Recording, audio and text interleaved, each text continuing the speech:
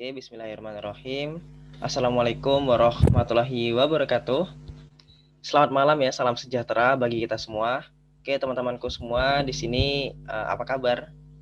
Semoga baik-baik saja ya, teman-teman. Semoga selalu dalam lindungannya, semoga selalu sehat walafiat gitu. Luar biasa sekali tentunya ya. Oke, sebelumnya teman-teman perkenalkan saya Fadli Rian Wicaksana, saya dari BMKM UNY ya, dari BMKM Universitas Negeri Yogyakarta. Oke, saya ucapkan terima kasih banyak kepada teman-teman semua yang sudah hadir pada kesempatan malam hari ini dalam acara UNY mengkaji Undang-Undang Cipta Kerja. Nah, tema kita pada malam hari ini ya, pada kesempatan kita malam hari ini, itu kita akan membahas mengenai menilik penolakan dalam Undang-Undang Omnibus Law Cipta Kerja gitu. Nah, di sini kita akan dibersamai oleh Pak Ponti ya. Oke, Pak Ponti sudah membersamai kita di dalam forum ini. Halo Pak Ponti. Assalamualaikum. Selamat malam.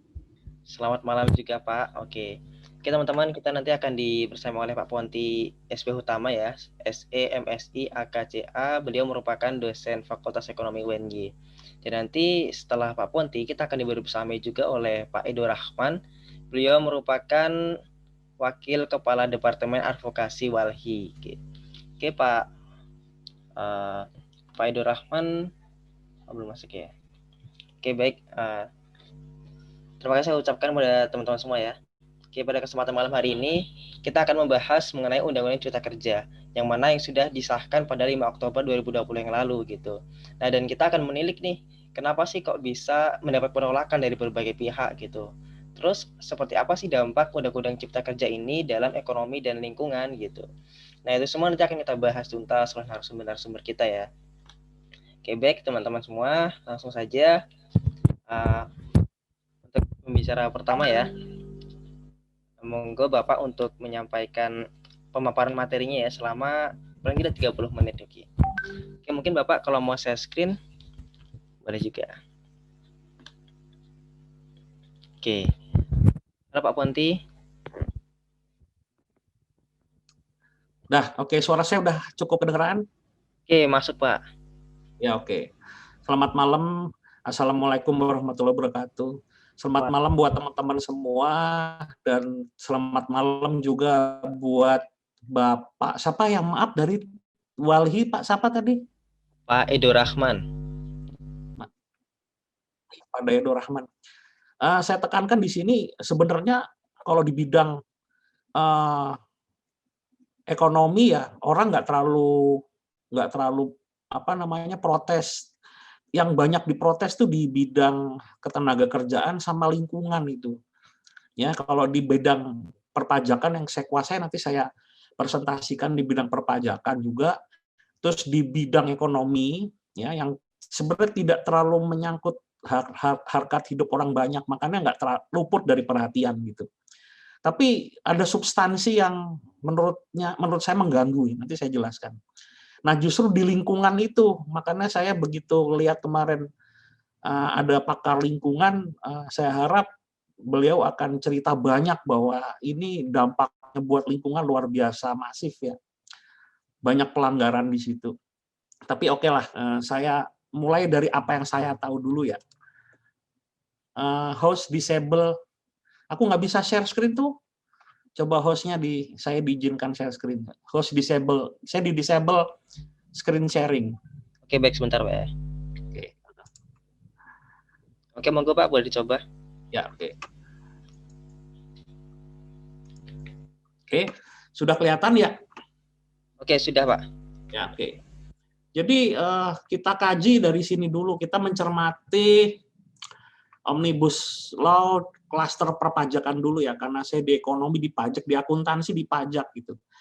Mestinya kalau mau tentang ekonomi secara makro mikro itu sama dosen ekonomi ya, karena sebenarnya kita memang fakultas ekonomi ya, di UNY itu ada fakultas ekonomi, ada jurusan akuntansi, pendidikan akuntansi, ada manajemen, ada jurusan pendidikan ekonomi dan jurusan pendidikan administrasi dan perkantoran.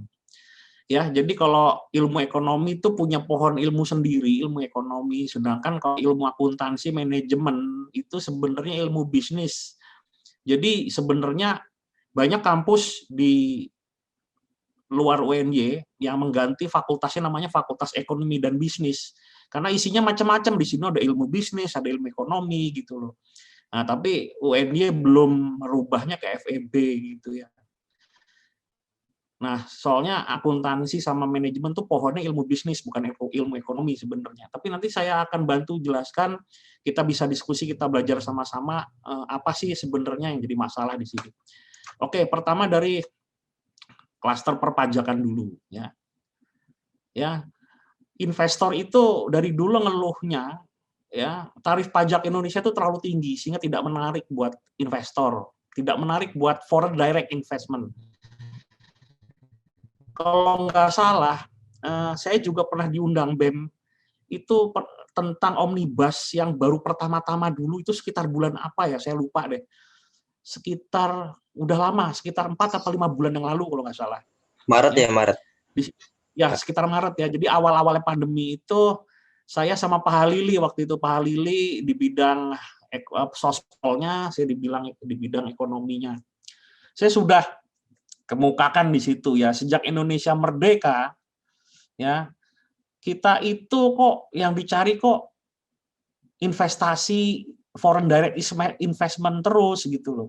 Kita selalu kekurangan uang untuk memenuhi APBN, APBN kita selalu defisit, nggak pernah surplus ya. Setiap tahun kita bikin APBN tuh selalu kekurangan duit ya. APBN tuh anggaran pendapatan dan belanja negara.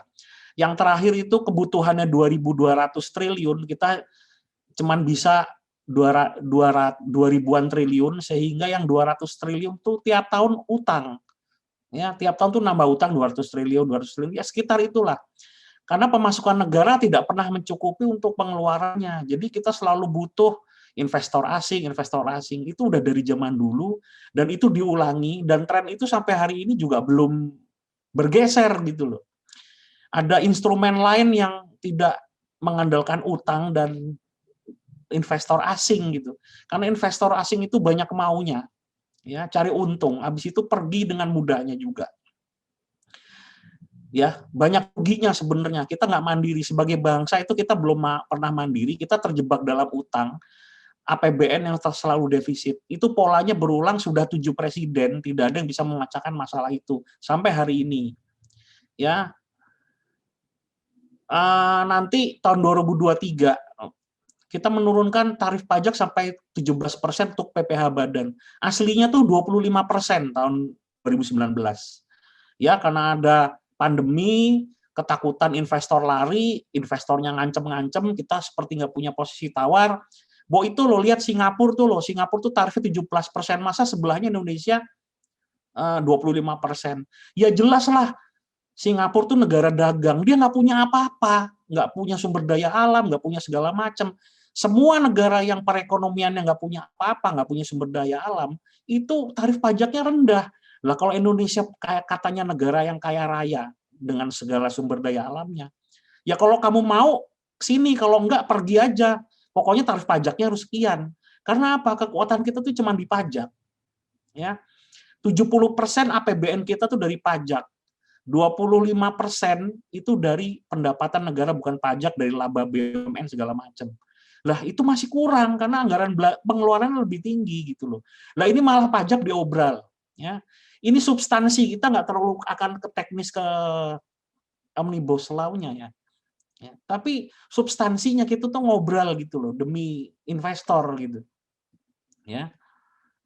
Jadi membandingkan daya tarik Indonesia dengan Singapura tuh dengan satu indikator itu ya nggak pas. Ya. Nggak ada juga kajian yang meyakinkan dampak penurunan tarif terhadap peningkatan investasi asing. Itu meragukan gitu loh. Dan sekarang lihat Cina, lihat India. Ya. Cina tarif PPh badannya perusahaan itu 25%, India lebih besar lagi malah 25,17. Nggak signifikan tapi lebih gede. Tapi investor asing tuh masuk aja tuh ke sana gitu loh. Lebih tinggi dari Singapura. Berarti kan penurunan tarif pajak secara substansi nggak cermat, tidak pas gitu loh untuk menarik investor asing gitu loh. Ya, jadi ini dari klaster perpajakan itu apa namanya substansinya itu. Gitu. substansi nggak pasnya di situ. Ya. Nah, terus gara-gara pandemi, Omnibus Law-nya cepat, pembahasannya buru-buru. Ya, itu tahun 2020 diturunkan dari 25% ke 22% pada 2021 nanti, dan 20% pada 2022. Jadi 2020 udah turun ke 22, 2021 21, terus 20% 2022 nanti. Nanti 2023 yang go public boleh kurang lagi 3%, jadi mendekati sama kayak Singapura 17. Ya. Itu roadmap-nya di Omnibus Law, ya, klaster perpajakan gitu ya. Nah, ini dibandingkan Singapura sama Indonesia. PPh badannya memang 17 itu. Kita sekarang 25, go public 20.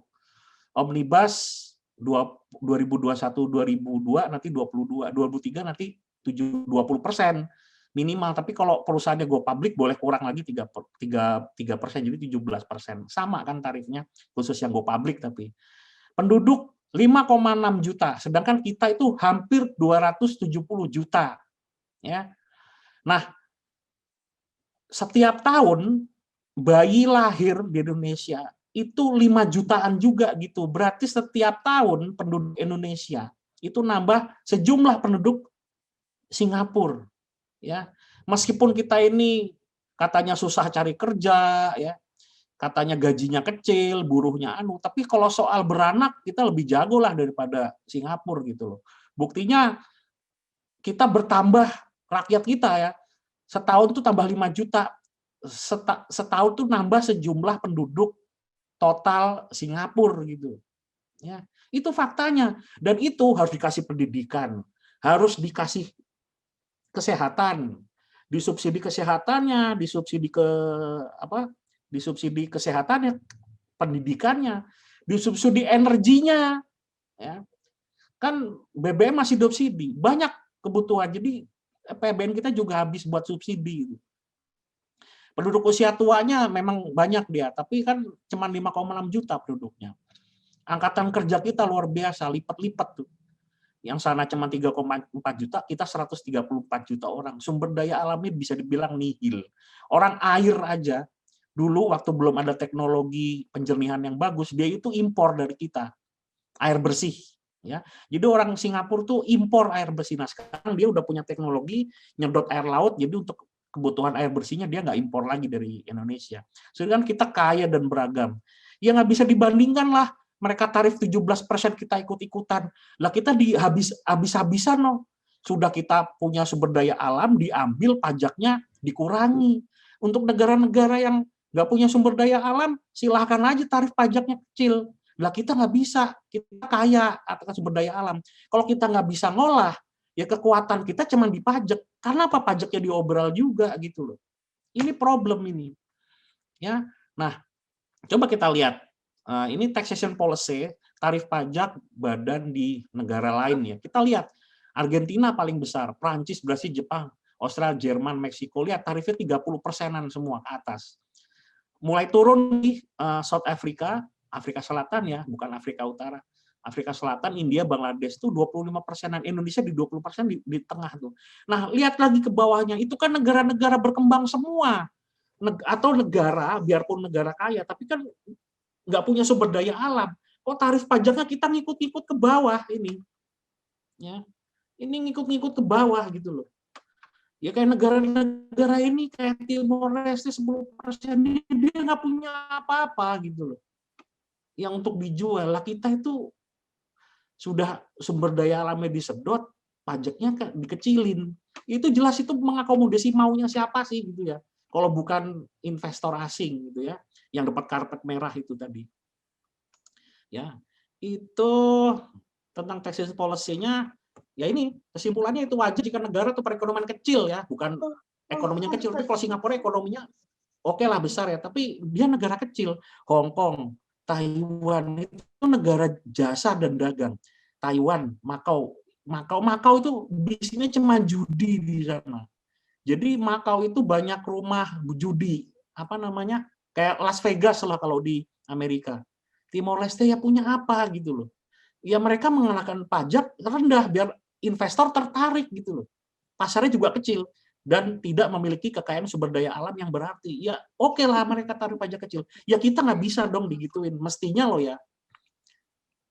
Nah terus itu di bidang pajak yang luput itu aja sih kalau menurut saya. Yang lain nggak masalah. Tapi secara substansi ya, makanya ini secara substansi maksudnya ketika orang menyusun omnibus law itu maksudnya apa sih DPR, MPR itu, ya mikirnya gimana gitu ya, kita lihat. Terus belum kontroversi di bidang ekonomi, ya tadi di bidang perpajakan ya. Nah yang lucunya itu kita semua tahu bahwa tenaga kerja itu 95% di UMKM, UMMK lagi, UMKM. UMKM itu tahu kan, usaha menengah kecil mikro, ya. Bukan di perusahaan atau industri besar atau BUMN. Itu hanya menyerap 5% tenaga kerja. Tapi yang dapat karpet merah itu mereka ini loh, industri besar, BUMN. BUMN itu utangnya gede banget, ya. Nggak tahu tuh bisa bayar apa. Perusahaan lewat investor asing. Industri besar yang sekarang itu hanya menyerap 5% tenaga kerja, ya. Terus tapi kenapa yang dapat karpet merah hanya menyerap 5% itu yang diperhatikan sama Omnibus? Itu menyerap tenaga kerja yang sedikit. Jadi menurut banyak pakar ya, saya itu ngikut-ngikut aja sih, saya komunikasikan dengan kalian gitu. Strategi pembangunannya tidak memihak lapangan kerja. Kok solusinya Omnibus? Ini kan ya ngawur apa bener ya, dipikir sendiri aja gitu ya. Jadi ini bukan Omnibus bukan UU Cipta Kerja ini. Karena bukan menciptakan lapangan kerja, tapi memudahkan usaha. Jadi namanya tuh diganti aja gitu. UU Omnibus kemudahan usaha, bukan cipta lapangan kerja gitu. Ya buktinya buruh juga pada protes. Ya itu kalau di ekonomi sih itu yang saya tahu ya, yang secara substansi dulu gitu. Sebelum kita ke pasal-pasal yang membingungkan itu, tapi ini substansinya dulu yang penting, karena substansi itu cara berpikirnya gitu. Nah lalu di cipta kerjanya sendiri yang di buruh, ini kontroversi di buruh, ya anggapan buruh itu dirugikan katanya ya dari masukan-masukan dari yang saya rangkum dari berbagai pakar dan informasi lain-lain yang valid gitu ya, saya anggap valid gitu. Pengurangan hak pesangon, ya ini kan lagi pandemi, banyak PHK. Ini seolah-olah perusahaan besar atau investor asing tuh nggak mau nanggung pesangon karena kan banyak PHK nih gitu. Kalau pakai undang-undang yang lama kan, yang bukan omnibus kan, pesangonnya banyak gitu loh. Kalau pakai omnibus, pesangonnya lebih sedikit. Alasannya sudah ada BPJS segala macam yang bisa bantu bayarin pesangon gitu. Nah, kalau pesangonnya turun ya daya belinya turun, ekonomi tambah terpuruk gitu. Karena kalau kondisi pandemi itu ancaman PHK meningkat, pesangon dikurangi, merugikan buruh yang terpaksa terkena PHK gitu ya. Ya, jadi buruh butuh pesangon yang adil untuk bertahan hidup di saat sulit dan mencari pekerjaan baru. Mencari pekerjaan baru gimana? Uang perusahaan tutup semua, banyak PHK kok. Ya. Terus pesangonnya dikurangi. Ya itu buat siapa sebenarnya undang-undang ini gitu. Manfaat terbesar tuh siapa yang mengambil gitu ya. Terus kontrak, masalah kontrak. Kalau dulu, kalau kita sebagai pengusaha itu merekrut karyawan, terus karyawan itu statusnya kontrak, itu maksimal 2 tahun. Kalau kontraknya itu lebih dari 2 tahun, harus jadi pegawai tetap gitu. Nah, kalau sekarang nggak ada batasan itu. Ya. Jadi hilang itu, boleh kontrak seumur hidup gitu loh. Jadi selamanya bisa dikontrak. Ya namanya pegawai kontrak nggak ada jenjang karirnya, ya gitu-gitu aja gitu loh. Pengusahanya tambah besar tapi karyawannya nggak maju-maju gitu. Ya itu membuat ketidakpastian bagi buruh. Bisa dikontrak tanpa diangkat jadi karyawan tetap. Ini problemnya itu di situ, substansinya di situ gitu loh. Ya. Jadi pengusaha itu diuntungkan karena bisa menekan biaya tunjangan untuk pekerja yang pensiun atau pesangon untuk pekerja yang di PHK gitu. Ya. Kan kalau karyawan tetap pesangonnya lebih besar. Jadi supaya nggak besar, tunjangannya nggak banyak, ya dikontrak terus aja gitu. Ya nggak ada batas waktunya. Ini strategi untuk menekan biaya pensiun dan pesangon atau tunjangan lain, tapi merugikan pekerja karena haknya tidak sama dengan pegawai tetap. Itu substansinya seperti itu. Terus juga katanya merugikan petani, jadi impor tuh dipermudah, ya disamakan dengan produksi pangan. Jadi kalau petani kita bisa produksi dengan jumlah tertentu gitu. Kalau masih kurang ya impor boleh sejumlah itu. Kalau dulu kan nggak boleh, impor tidak boleh melebihi produksi pangan lokal gitu. Ya kalau sekarang boleh. Jadi nanti bisa dibayangkan ya, kalau sekarang aja impor udah merugikan petani, apalagi nanti gitu. Ya. Nah ini nanti mungkin harapan saya kalau dibahas sama yang pakar lingkungan tuh yang masih izin lahan masyarakat adat segala macam, pertanahannya gimana, dampak lingkungannya luar biasa ya. Saya kurang paham, saya juga ingin belajar di situ karena menurut saya yang paling banyak diangkat itu yang di ketenagakerjaan sama lingkungan itu. Terus yang menjadi kontroversi yang lain itu pembahasannya terburu-buru, tidak terbuka dan tidak menampung aspirasi yang cukup gitu. Ya. Lalu secara substansi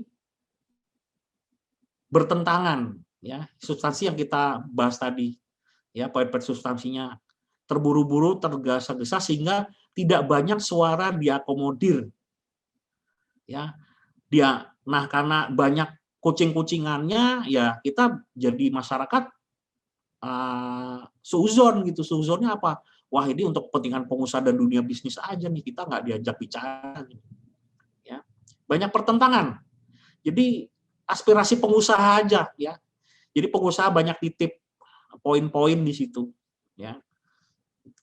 Jadi banyak orang ribut, banyak orang nggak paham, terkejut lalu demo gitu.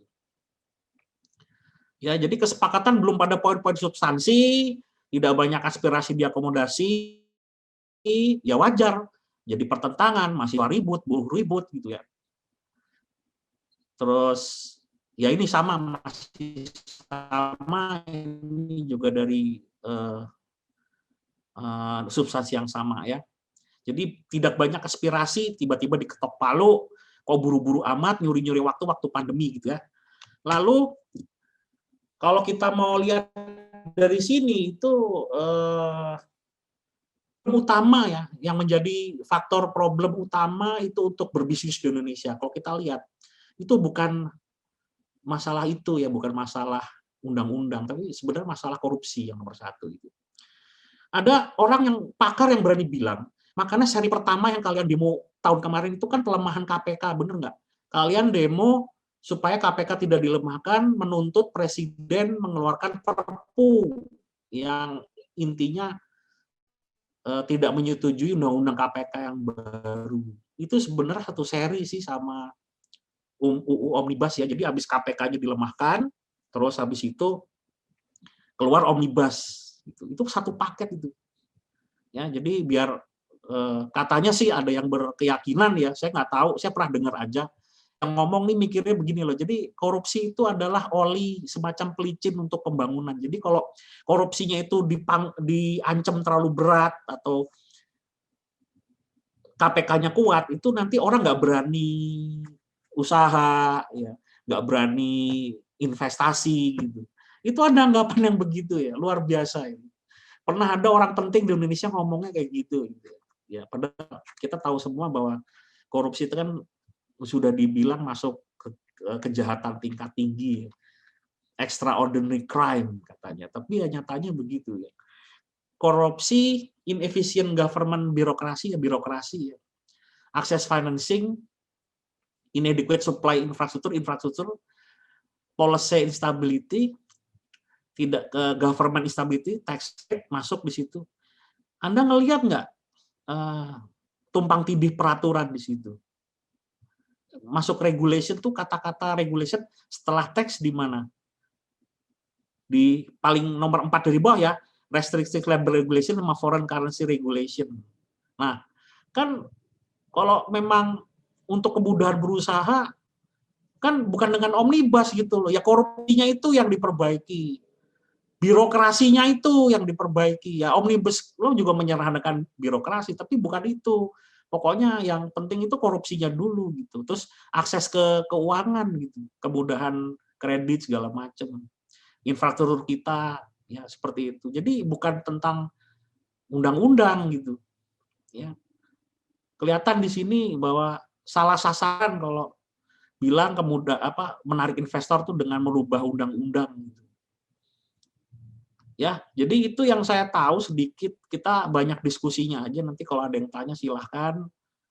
Tapi ini yang saya tahu sepanjang pengetahuan saya yang terbatas, karena saya itu sebenarnya bukan pakar ekonomi, tapi saya itu mendalami pajak.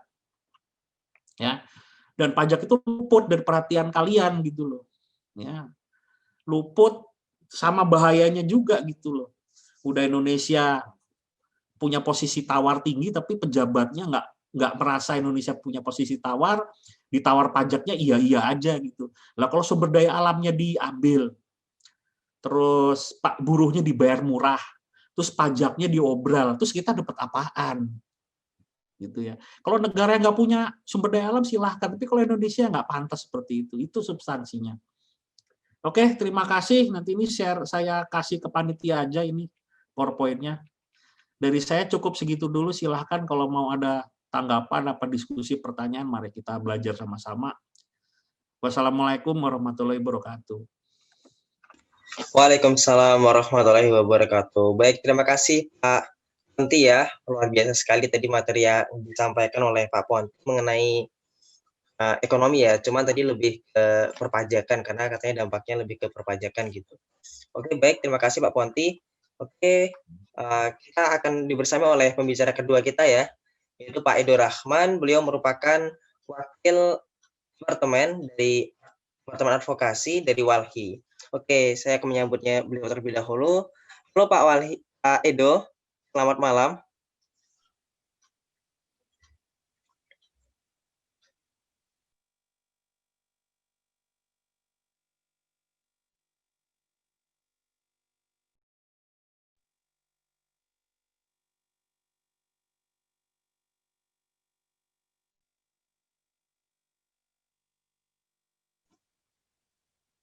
Selamat malam Pak Edo.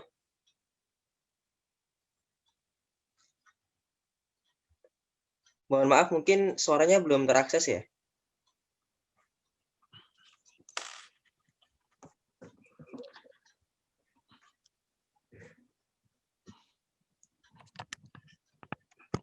Halo Pak. Gimana belum? Selamat malam Pak Edo.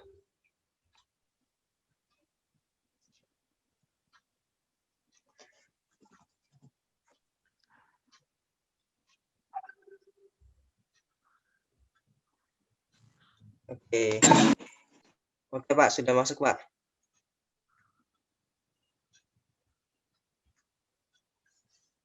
Sebentar. Oke. Ya Pak. Baik teman-teman, sambil menunggu Pak Edo. Pak Edo. Halo. Halo, masuk Pak. Udah kedengaran? Ya. Udah kabarnya Pak? Baik. Alhamdulillah baik ya. Ya. Oke baik, langsung saja ya pemaparan materi Bapak sekitar 30 menit ya Pak tidak? Waduh, kelamaan 30 menit. Saya mungkin hanya singkat saja ingin menyampaikan ke teman-teman. Pertama terima kasih sudah mengundang Walhi untuk terlibat di diskusi yang sangat luar biasa ini, dan juga sudah mendengarkan pemaparan dari narasumber Pak Ponti. Salam kenal Pak. Salam kenal Mas. Ya. Walhi ditunggu suaranya nih. Biar teman-teman mahasiswa tahu bahwa dampaknya luar biasa juga di lingkungan. Oh iya, tenaga kerja dan ekonomi itu. Iya. Terima kasih. Ya, dan saya kira gerakan teman-teman di Jogja kemarin kan juga sempat naik gitu, ada di beberapa wilayah termasuk di Jogja juga melakukan penolakan yang luar biasa. Nah, di kolom chat tadi saya share dua materi. Ada laporan yang kita buat kemarin bersama kawan-kawan koalisi Bersihkan Indonesia dan koalisi FRI. Terus kemudian ada juga saya share materi terkait dengan kajian khusus yang dibuat oleh Walhi. Nah, kalau Walhi spesifiknya kemarin itu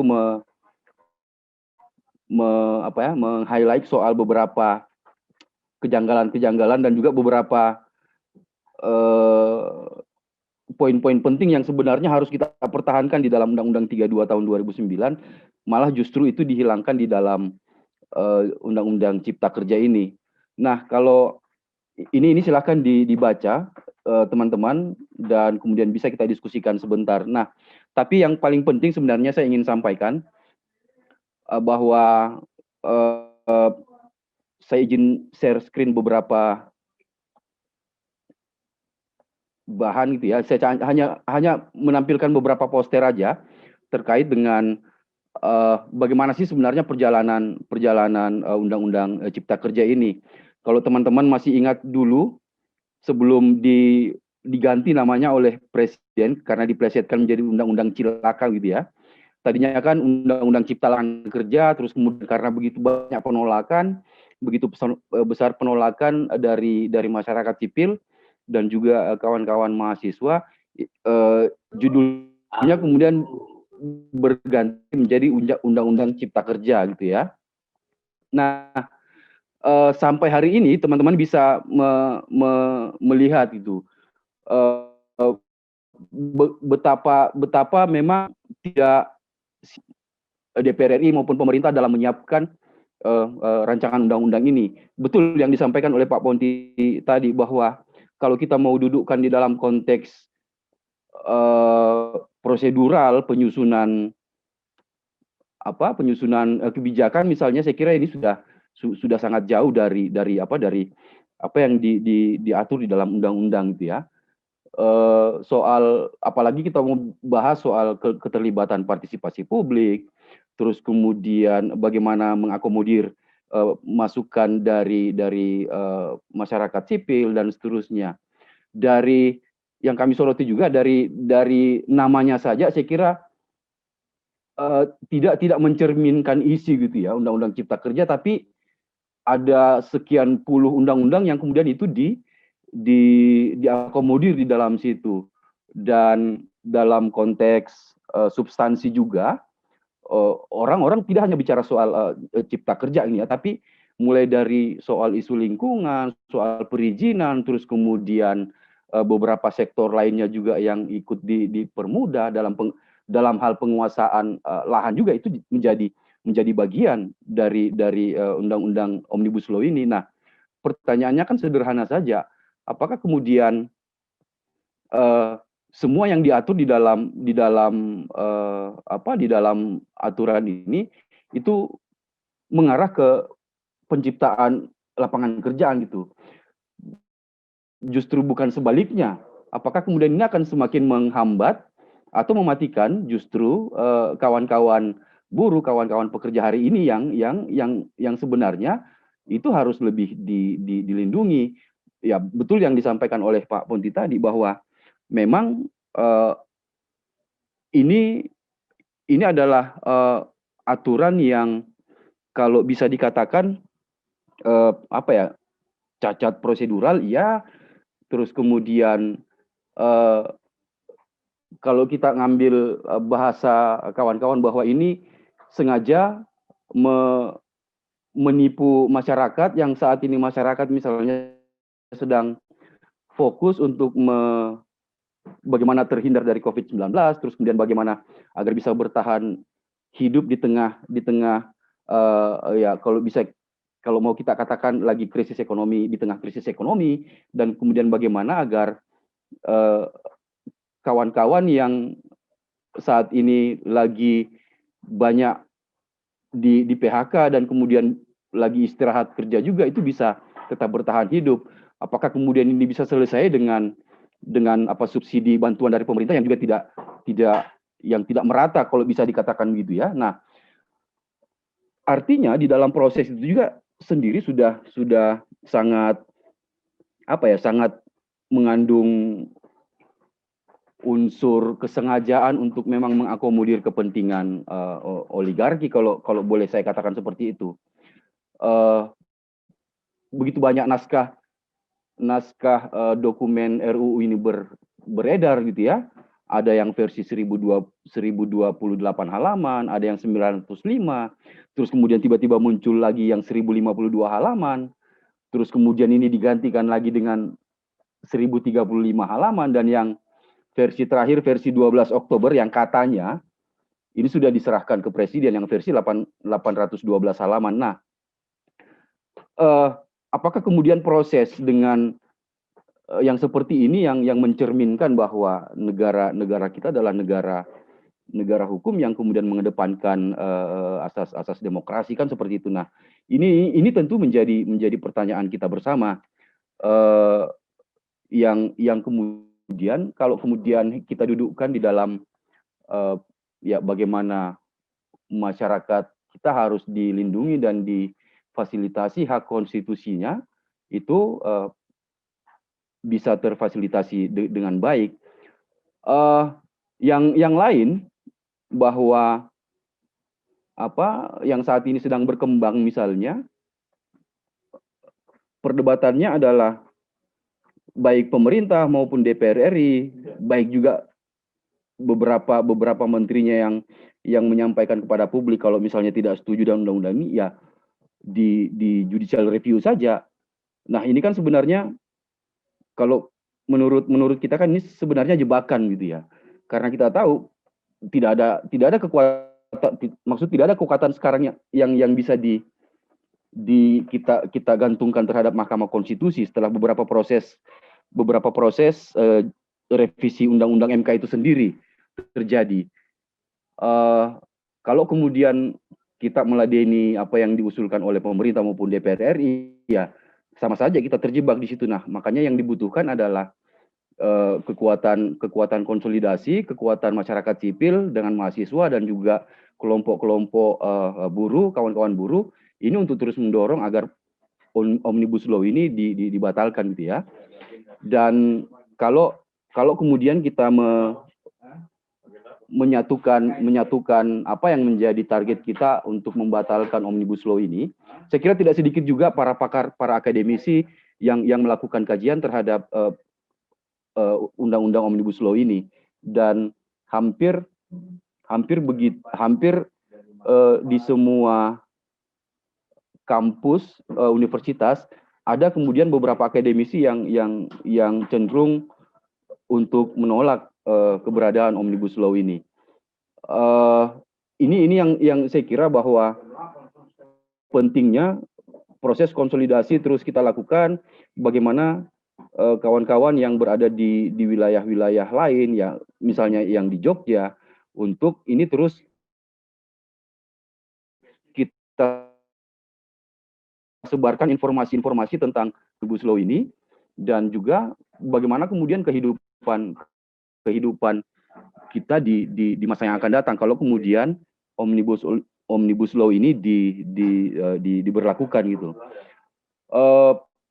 Kita sih berharap pemerintah tidak meneruskan ini, termasuk juga DPR RI tidak meneruskan undang-undang ini, dan saya kira masih bisa kita lakukan desakan-desakan ke pemerintah dan DPR RI untuk membatalkan Omnibus Law ini tanpa kemudian harus kita terjebak melalui proses judicial review. Saya kira itu dulu dari saya, moderator. Oke, baik. Terima kasih Pak Edo atas penjelasannya dan pemaparan materinya tadi ya. Oke, baik teman-teman semua.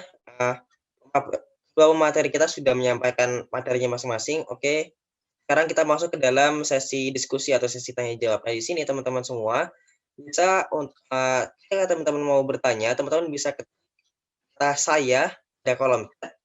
Jadi, bagi teman-teman yang terpilih, teman boleh menghidupkan mic menyampaikan pertanyaannya seperti itu. Baik, monggo teman-teman apabila ada yang mau tanya.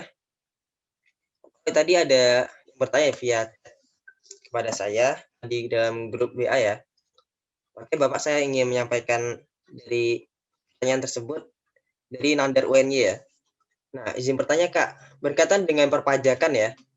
Berkaitan dengan perpajakan, nilai jual pajak di Indonesia ini murah itu atau kecil ya. Nah, otomatis ini kan berdampak pada pemasukan negara. masuk masukan negara terutama dalam pajak ya. Nah, dampak apa sih yang mungkin terjadi, dampaknya itu seperti apa gitu? Makanya ini bakal berpengaruh gitu kan terhadap pembangunan infrastruktur yang digaungkan Pak Jokowi gitu, Pak Presiden. Oke, mungkin itu dulu Pak. Mungkin Pak Ponti mungkin bisa menjawab ya. Oke, posisi kita itu sekarang kita itu sudah terjebak dalam debt trap ya. Debt itu utang, trap itu perangkap. Itu udah terperangkap. Negara-negara berkembang itu umumnya terperangkap di situ. Karena pemasukan pajaknya tidak pernah bisa menutup pengeluarannya. Negara yang berdaulat adalah negara yang mandiri, dalam arti pajaknya itu sudah bisa menutup pengeluarannya, jadi nggak perlu berhutang gitu loh. Kalaupun berhutang, utangnya kemana? Ke rakyatnya sendiri, ya. Menerbitkan obligasi, rakyatnya beli obligasi, ngutangin pemerintahnya gitu, ya. Atau rakyatnya nabung di bank, pemerintah utang sama bank. Nah, tapi kita nggak cukup, ya. Anggaran kita itu nggak pernah cukup ditutup dari pajak. Pajak itu cuma 60-70%, sisanya kita itu dari BUMN utang. Ya. Nah, kalau pajaknya berkurang, ya lebarnya defisitnya lebih banyak lagi gitu. Terus mau cari kemana duitnya? Gitu loh. Itu tuh. Nah, sekarang begini, saya mau cerita sedikit di luar negeri ya. Di Prancis tuh pernah petani tomatnya marah, itu sampai Perdana Menterinya Emmanuel Macron itu turun tangan gitu. Karena di sana petani bayar pajak gitu ya, jadi demo dikit pemerintahnya ketakutan terus turun tangan gitu. Di Inggris sekarang yang berkuasa Partai Buruh, ya. Kenapa kok bisa buruh bisa kuat secara politik? Karena buruh di sana bayar pajak gede. Jadi pajak di negara maju itu bukan lagi pajak dari badan, ya, bukan dari perusahaan, tapi dari orang pribadi. Lah kalau orang pribadi itu, negara itu udah menerima banyak uang pajak dari orang secara perorangan, orang pribadi baik buruh, ya buruhnya ngamuk, pemerintahnya takut, gitu loh. Dia tinggal ngomong saya nggak akan bayar pajak, wah itu pemerintahnya udah takutnya luar biasa tuh. Pajak bisa jadi posisi tawar yang luar biasa. Nah kalau kita kan enggak, ya.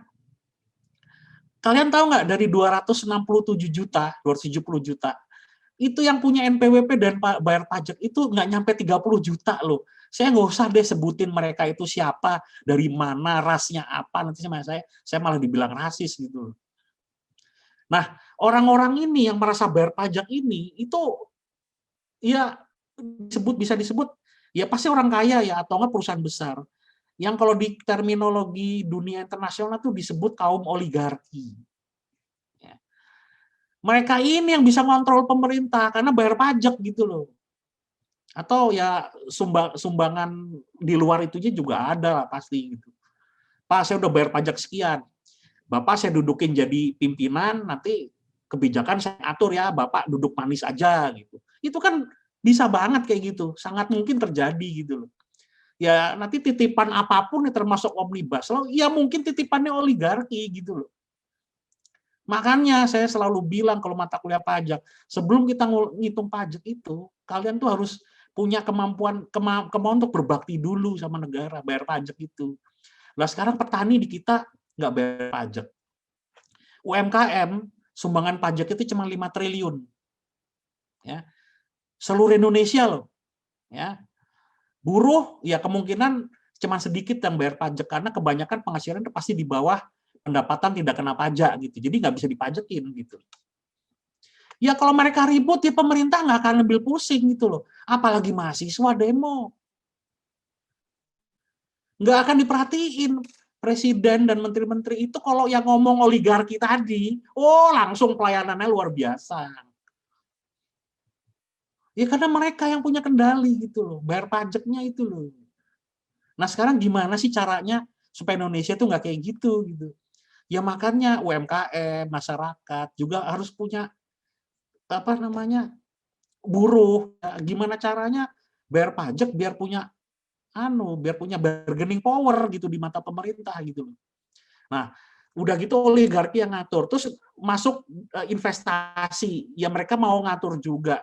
Orang asing yang punya modal masuk dikasih karpet merah. Habis itu siapa lagi? Lembaga kayak IMF, World Bank, atau negara-negara yang bisa ngutangin kita, kasih bantuan kita. Nah, itu yang didengerin sama pemerintah. Rakyatnya nggak didengerin. Ya. Itu fakta. Itu fakta ya. Jadi yang didengerin pemerintah tuh lembaga donor yang ngasih duit, oligar tadi, atau lembaga-lembaga keuangan dunia, bangsanya IMF, World Bank, atau negara yang surplus, punya uang banyak, ngasih bantuan ke kita. Nah, namanya ngasih bantuan, tahu nggak? Pasti nggak mungkin gratis, toh. Pasti ada maunya di belakang, gitu loh. Itu bisa ngatur juga itu. Saya kasih tahu ya, kalian browsing deh di Google, tulis banana country ya. Country itu negara, banana itu pisang. Tulis deh, itu terminologi politik menarik. Kita itu digolongkan sama negara lain itu yang punya duit itu namanya banana country. Banana country itu negara pisang. Ya, negara pisang itu produk GDP-nya nggak begitu tinggi, ya. Produksinya bahan mentah yang diekspor sebagai negara yang hanya sumber daya alamnya aja yang kuat, tapi nggak punya kemampuan lain gitu ya. Jadi mereka itu oligarki dunia ya. Saya nggak tahu kaum apa ini oligarki dunia ini, globalis ya, bukan kaum nasionalis. Kalau nasionalis ya kita ini nasionalis karena kita menomorsatukan Indonesia, tapi orang-orang globalis itu ngatur. Satu, ada negara produsen. Negara produsen itu yang kaya-kaya. Nah, yang kedua yang tengah-tengah. Ini nggak boleh kaya tapi nggak boleh miskin juga di tengah-tengah. Itu negara pasar, market. Jadi dari produsen dibuang ke sini, mereka suruh beli. Itu jangan kaya. Nanti kalau kaya jadi negara produsen, jadi saingan. Nah, yang ketiga negara yang kayak sumber daya alam. Ini nggak boleh kaya, harus miskin. Karena jadi negara sumber daya alam buat produsen dijual ke negara market. Nah, oligar dunia, global itu yang ngatur itu gitu loh. Mereka ngatur itu loh. Oh, kamu negara ini, kamu negara yang ini, kamu jadi produsen, kamu jadi market, kamu jadi negara yang mensuplai sumber daya alam. Ini yang nggak boleh kaya nih negara-negara kayak gini nih. Itu yang namanya banana country itu. Ya, ingat 10-20 tahun lagi kamu yang di sini ini semua jadi pimpinan semua loh. Ya. Anda ini semua tega apa? Kita dibilang banana country. Malu kalau saya. Ya gimana caranya UMKM ini maju, menguasai negara sendiri, bayar pajak. Kekuatan kita harus mandiri, itu baru namanya berdaulat gitu loh. Ya, gitu ya. Silakan yang mungkin ada pendapat lain. Oke, baik. Terima kasih Pak Ponti atas jawabannya ya. Saya nambah sedikit, moderator. Oke, monggo Pak. Nah, saya kira apa yang disampaikan oleh Pak Ponti tadi ya, betul sekali bahwa kita selalu setiap tahunnya kita itu tidak cukup hidup dengan pajak gitu ya. Bisa kita buktikan bahwa setiap tahun pemerintah dan DPR itu mendesain APBN kita itu selalu defisit setiap tahun. Ya. Nah, itu yang pertama. Karena pertanyaannya adalah bagaimana caranya menutupi defisit itu ya? Ya, jalan satu-satunya adalah utang, baik melalui skema G2G ataupun dengan pinjaman dari kreditur internasional lah ya, mau Bank Dunia, ADB atau AIIB dan lain-lain. Nah, kalau kita juga mengecek posisi utang luar negeri kita sekarang misalnya 408,6 miliar US dollar. Ini untuk memenuhi kebutuhan kita saja itu tidak cukup dari pajak. Terus kemudian kita ada utang yang semakin hari semakin meningkat. Terus bagaimana caranya kita membayarnya kan gitu. Dan kalau kemudian sistem perekonomian kita itu selalu digantungkan dengan menutupi defisit itu dari utang luar negeri. Nah, ini juga sebenarnya kritik untuk kedepannya. Apakah dengan undang-undang keuangan negara yang ada saat ini misalnya itu masih relevan dengan situasi yang ada sekarang. Terus kemudian bagaimana lagi dengan Omnibus Law kalau secara resmi sudah diberlakukan gitu ya. Nah, salah satu saya ngambil contoh saja misalnya salah satu pasal di Undang-Undang Omnibus Law itu yang di pasal 128A kalau nggak salah. Nah, itu kan itu diberikan perlakuan khusus memang kepada oligark batubara misalnya kan. Di situ dituliskan bahwa bagi pelaku usaha yang melakukan hilirisasi dan peningkatan nilai tambah batubara dapat diberikan perlakuan tertentu terhadap kewajiban penerimaan negara, yakni pengenaan royalti sebesar 0%. Loh, ini apa-apaan kan itu? Itu dia itu. Nah, terus gimana caranya sudah sumber daya alam kita yang ini terus kemudian itu diberikan kebijakan khusus tertentu kepada oligark batubara misalnya kan begitu.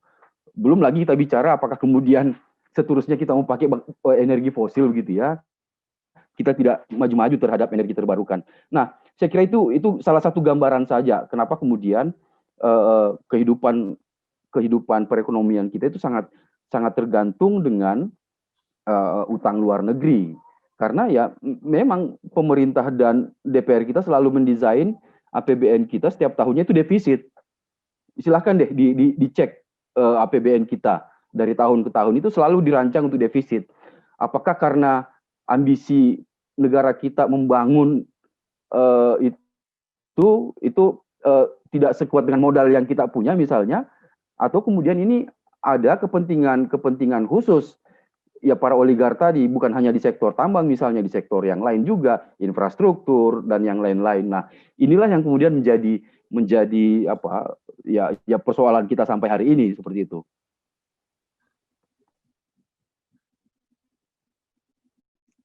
Oke, baik, terima kasih Pak Edo atas tambahannya tadi ya. Menarik memang ketika kita berbicara mengenai Omnibus Law ya.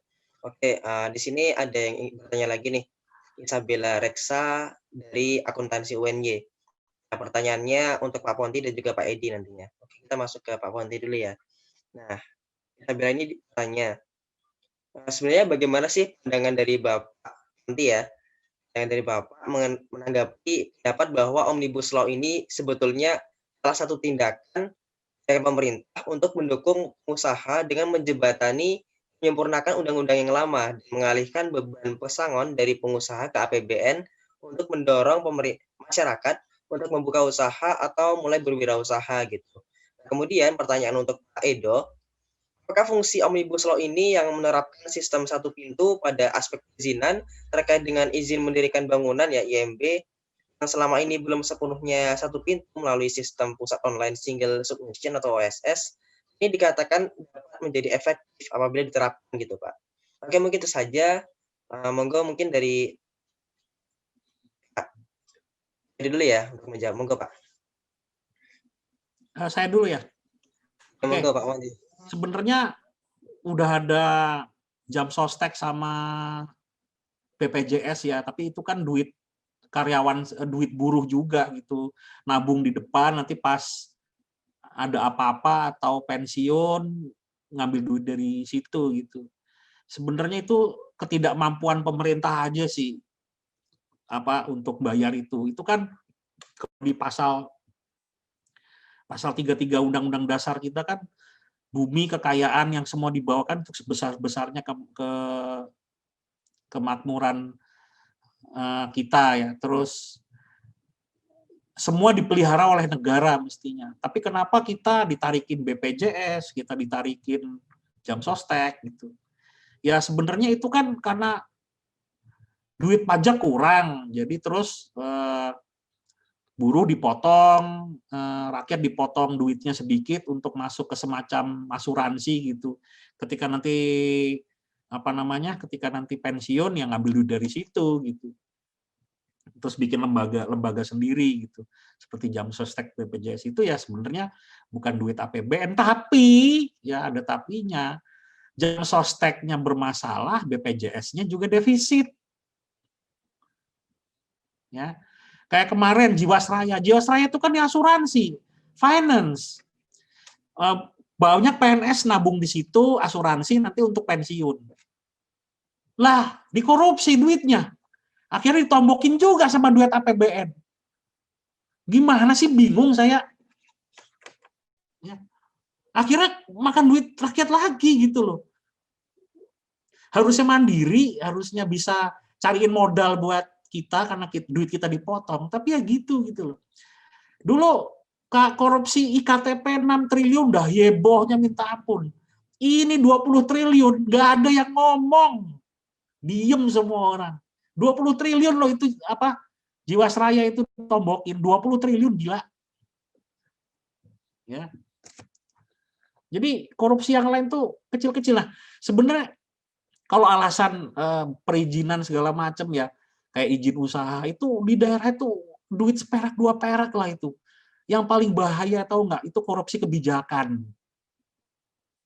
Ya, apalagi di pusat korupsi kebijakannya. Wah, itu bisa triliunan tuh korupsinya itu.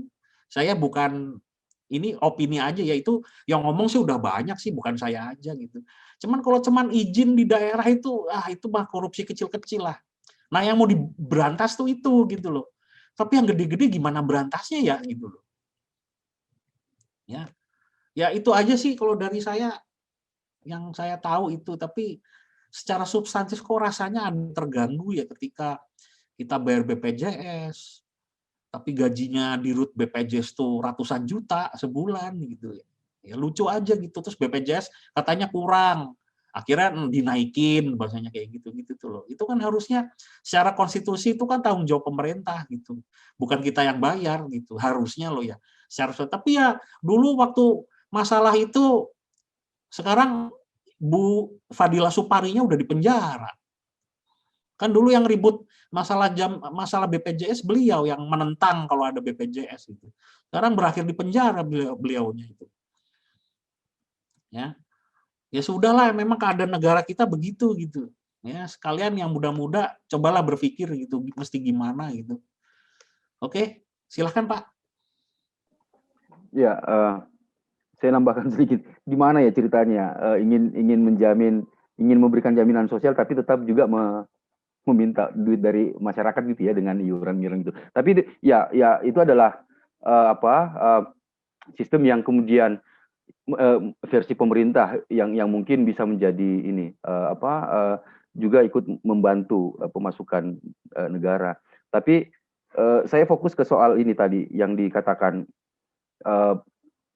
Kami juga sempat melakukan uji materi terhadap peraturan pemerintah yang soal online single submission ini ya, karena dalam konteks perizinan soal transparansi kita pertanyakan, terus kemudian bagaimana soal pengawasannya gitu loh. Apakah kemudian ini dengan online single submission ini yang pengurusan perizinan dipusatkan di satu pintu, terus kemudian apakah semakin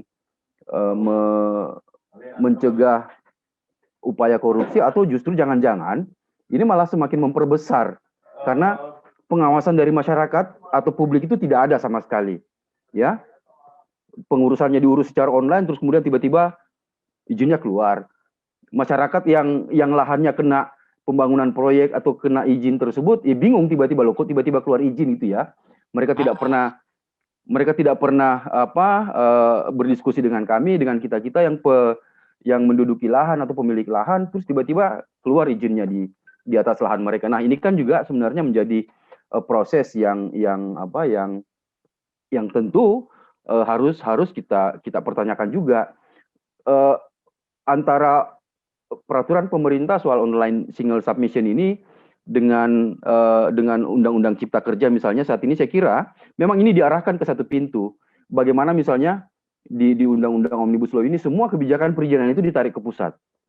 Pertanyaannya, apakah peluang korupsi itu semakin kecil atau justru semakin besar kalau itu ditarik semua ke pemerintah pusat dalam konteks perizinan gitu ya. Terus kemudian bagaimana pengawasan masyarakat terhadap terbitnya izin-izin tersebut, dokumen AMDAL, UKL, UPL yang tadinya menjadi satu bagian untuk terbitnya izin lingkungan, sekarang izin lingkungan sudah tidak ada lagi. Dokumen AMDAL ini dengan UKL, UPL itu menjadi prasyarat untuk terbitnya perizinan berusaha. Nah, itu kan lagi-lagi untuk menghilangkan kesempatan masyarakat untuk melakukan pengawasan dan juga terlibat langsung di dalam proses penyusunan AMDAL tersebut. Kalau kemudian dan di dalam Undang-Undang Cipta Kerja itu kan sudah izin lingkungan sudah tidak ada lagi, yang ada itu persetujuan lingkungan lah. Kok jadi persetujuan lingkungan gitu ya, yang kemudian ini menjadi kewenangan pemerintah pusat semuanya. Nah, pertanyaannya dengan perizinan yang ada masih diberikan kewenangannya ke daerah saja, peluang korupsinya masih ada. Terus gimana kalau kemudian disatukan di pemerintah pusat? Pertanyaan keduanya, apakah kemudian pemerintah pusat mampu untuk mengelola perizinan itu di seluruh di 34 provinsi di Indonesia? Itu saja logikanya yang sebenarnya harus kita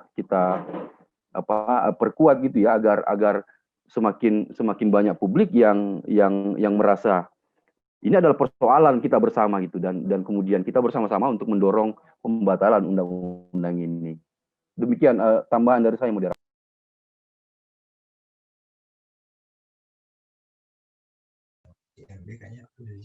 Oke, baik, terima kasih Pak Ido ya atas jawabannya tadi. Memang menarik sekali ya kita berbicara mengenai hal ini ya. Oke, baik, ada bertanya lagi nih, Novia dari UNY. Izin bertanya, apakah ada negara lain yang menerapkan UU Omnibus Law, dan apakah undang-undang tersebut berpengaruh terhadap negara tersebut? Apakah dalam membuat undang-undang omnibus pemerintah berkaca terhadap negara tersebut gitu? Nah, mungkin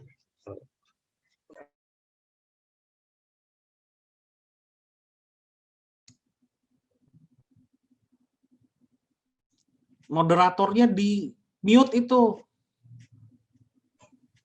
Nah, oke, baik, terima kasih Pak ya sudah mengingatkan. Mungkin tadi saya ulangi saja ya dari pertanyaannya. Oke, jadi ada pertanyaan dari Novia UNY. Apakah ada negara lain yang menerapkan undang-undang Omnibus Law? Apakah undang-undang tersebut berpengaruh terhadap negara tersebut gitu? Nah, dan apakah dalam pembuatan undang-undang ini Omnibus Law pemerintah berkaca dari negara yang telah menerapkannya sebelumnya seperti itu? Oke, mungkin monggo dulu bisa menjawab ya. Monggo Pak Ponti dulu mungkin. kalau sejauh pengetahuan saya pasti ada ya. Cuman yang mau saya tekankan tuh ini, Omnibus Law itu di sistem perundang-undangan kita katanya sih nggak ada gitu. Jadi itu masih kontroversi itu. Untuk prosesnya, prosedurnya itu nggak ada. Tapi terus mendadak ada dan pembahasannya tidak banyak melibatkan orang banyak, sehingga banyak yang terkejut, terus akhirnya karena komunikasi publiknya nggak bagus, akhirnya orang kehilangan kepercayaan, akhirnya demo menolak gitu. Dan setelah dikaji isinya juga berubah-berubah terus, sampai diketok palu kemarin versinya juga nggak lengkap, dan sekarang kita nggak tahu sampai hari ini juga isinya yang pasti itu apa, untuk apa, itu yang publik nggak jelas gitu. Ya, adanya saling tuduh, dituduh hoax lah, apalah, jadi kurang kurang dewasa menurut saya komunikasinya itu.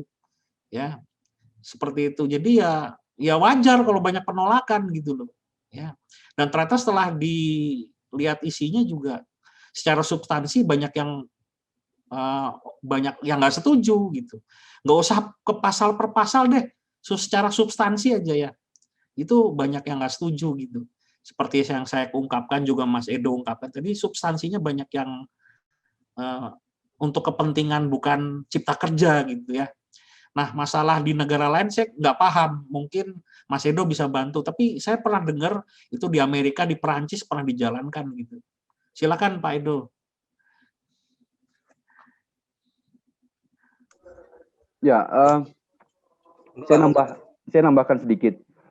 Betul bahwa ada negara-negara lain juga yang menerapkan Omnibus Law ini ya. Dan yang harus kita pastikan adalah bahwa kondisi negara-negara yang kemudian menerapkan Omnibus Law itu berbeda dengan kondisi Indonesia gitu ya. Dan dari beberapa negara yang saya ketahui, misalnya di Selandia Baru yang memang dia fokus di urusan pajak begitu ya.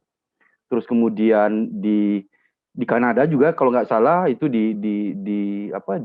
mereka juga menerapkan Omnibus Law itu. Tapi konteksnya bahwa mereka fokus untuk urusan pajak dan investasi gitu ya. Kalau misalnya kita mau membandingkan dengan apa yang saat ini di Omnibus Law dengan 11 klaster kalau nggak salah ya, belum lagi misalnya Omnibus Law perpajakan gitu. Nah, ini kan sebenarnya ya lagi-lagi kembali ini tidak sesuai dengan prosedur pembuatan atau penyusunan aturan kita ya. Kalau kita mau mengacu di aturan yang mengatur soal bagaimana tata cara penyusunan regulasi itu. Kalau kemudian di aturan yang saat ini sedang berlaku misalnya, karena dengan Omnibus Law ini kan ada beberapa undang-undang yang kemudian pasal-pasalnya itu dihapuskan dengan keberadaan undang-undang Omnibus Law ini. Nah, tentu ini pasti akan berimplikasi ke hal-hal lainnya, bukan hanya di soal tenaga kerja dan juga pajak gitu, tapi ini bisa merambah ke sektor yang lain yang justru ini semakin memperkuat posisi para pemodal besar yang saat ini diberikan kebijakan khusus oleh pemerintah. Nah, kalau kemudian dalam kondisi seperti ini, yang pemodal besar tetap bertambah besar modalnya, yang kelas buruh, kelas petani, nelayan itu ya semakin jauh dari yang namanya kesejahteraan. Ya karena itu tadi dengan Omnibus Law ini mereka diberikan kebijakan khusus dan pelayanan khusus dari pemerintah. Bahasanya kan katanya untuk semakin memperlancar investasi untuk masuk ke Indonesia. Ya yang namanya investasi ya pasti konsepnya konsep bisnis lah kan. Tidak mungkin hanya menanamkan investasi terus kemudian tidak berpikir soal keuntungan gitu. Itu tentu bukan karakternya oligark namanya kalau kemudian tidak meraup keuntungan sebesar-besarnya gitu. Begitu tambahan dari saya, moderator. Oke, baik, terima kasih Pak Edo, Pak Ponti. Wah, luar biasa sekali ya, bukan oligark kalau bukan gitu ya Pak ya. Itu menarik sekali sih di sini pembahasannya dan mulai panas mungkin ya. Oke, kita lihat tadi ya, bahkan Omnibus Law ini ketika disahkan ya, itu malah banyak investor asing yang justru mengkritik, bahkan menolak gitu kan. Ini menarik gitu. Nah, justru tidak sesuai dengan tujuan di awalnya, yaitu untuk menarik investor dan juga membuka lapangan pekerjaan gitu kan. Belum lagi setelah aksi demonstrasi besar-besaran kemarin ya dari beberapa tempat di berbagai wilayah, itu kan DPR dan juga Presiden mengumumkan bahwa apa yang disampaikan atau apa yang dikaji dari mahasiswa, dari buruh itu semuanya hoax gitu. Poin-poin itu semua hoax. Belum lagi dari Presiden yang juga wakil DPR ya kala itu. Apa ya? Tapi pas kita bertanya balik, terus dasar hukumnya mereka mengatakan hoax apa? Kan tidak ada juga. Tidak ada dasar hukum yang bisa mereka katakan hoax gitu. Nah, kalau pemerintah udah bilang hoax ya hoax Mas, harus nurut. Oh iya. Data. Iya. Betul sekali ya Pak ya. Tapi memang menarik ya. Betul. Belum lagi ini ya Pak ya. Ketika Pak Presiden bilang hoax, ketika DPR bilang hoax, bahkan dari Ketua LBH Indonesia ya, Pak Aswina, beliau mengatakan kalau dasarnya itu apa gitu ya. Dasarnya itu apa, bahkan di undang-undangnya sendiri, draftnya saja belum selesai gitu, belum final, kok bisa dibilang hoax gitu. Nah, hoaxnya dari mana gitu ya Pak ya. Nah, belum lagi sedikit janggalan ketika presiden dan juga wakil DPR ya, ketika masyarakat tidak setuju, silahkan ke judicial review gitu. Padahal judicial review sendiri itu bahkan lebih banyak yang dipilih DPR dan juga pemerintah gitu. Di sini kan agak sulit bagi masyarakat, bagi buruh dan kalangan masyarakat itu untuk menjudicial review gitu, untuk uji materi gitu kan. Bagi surat Kemendikbud yang dan seruan Pak Jokowi ya, untuk satu suara, untuk Pemda satu suara dan Kemendikbud yang istilahnya untuk meredam demo gitu. Nah, menurut Bapak gimana nih terkait dengan hal-hal ini nih?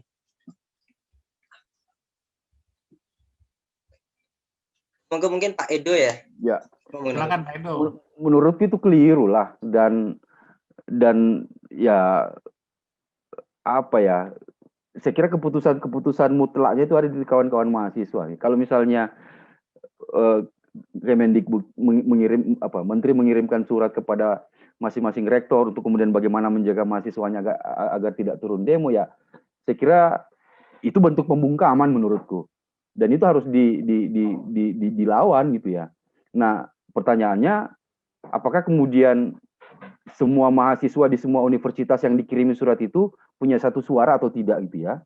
Nah, ya kalau kita mau berkaca di tanggal 8 kemarin yang aksi besar-besaran, begitu banyak universitas yang turun ke jalan gitu ya, tidak hanya di satu provinsi, banyak provinsi bahkan, dan tidak sedikit pun kawan-kawan mahasiswa yang menjadi korban kekerasan gitu ya, aparat.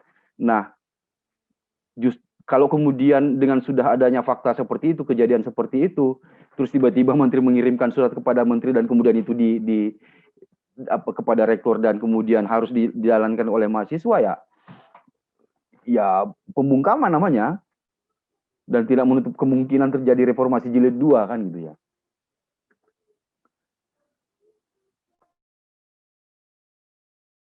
Oke, aku nambah sedikit ya.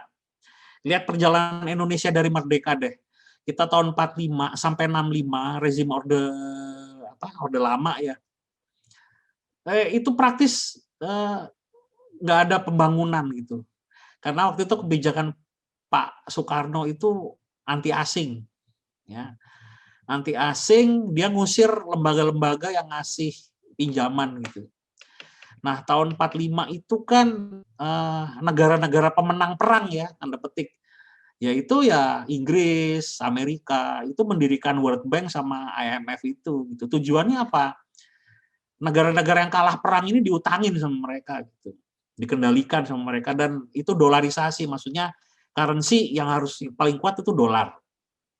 Ya, sebenarnya Inggris blow on juga sih, karena waktu itu sebelum Perang Dunia II itu mata uang dunia itu pound sterling gitu loh.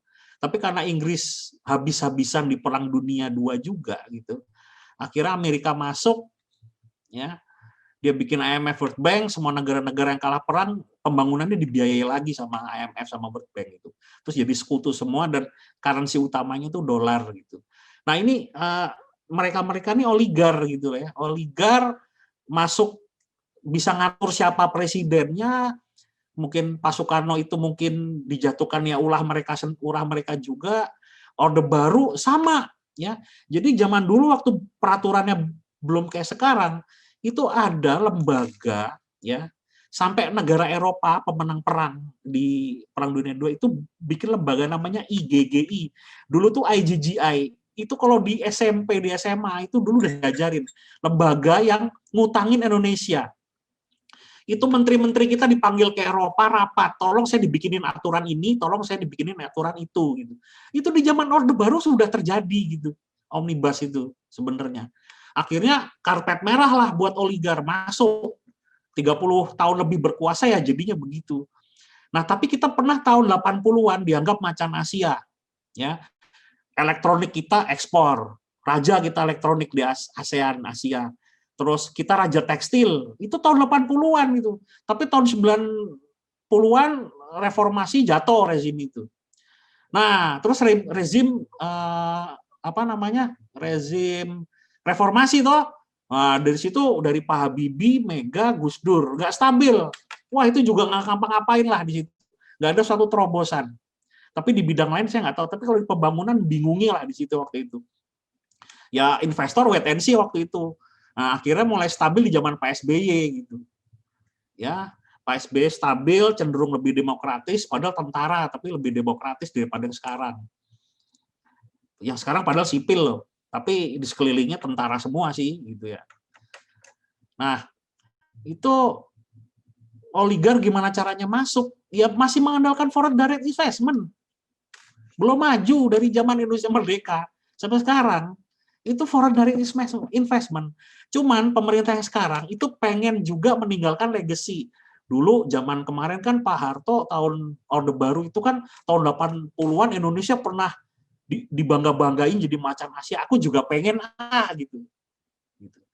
Ingin juga gitu loh. Mengingat ini kan periode kedua gitu. Waktunya udah nggak banyak gitu. Jadi kalau udah periode kedua itu ya biasanya power itu hanya 3 tahun, nanti tahun keempat mulai ditinggal orang. Oligar-oligarnya udah sebentar lagi rapuh, sebentar lagi jatuh, udah nggak nanti. Nah, nanti oligar tuh terus bikin-bikin siapa yang mau diangkat gitu loh.